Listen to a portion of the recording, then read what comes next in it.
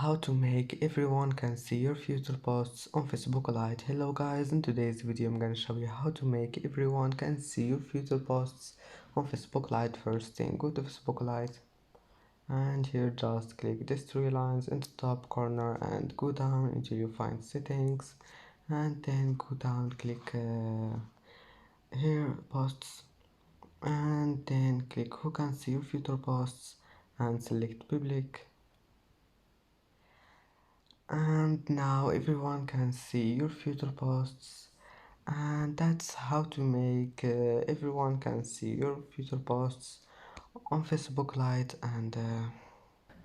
And that's it for today's video. If you like this video, please don't forget like and don't forget subscribe, and thank you for watching this video until the end, and see you in the next video.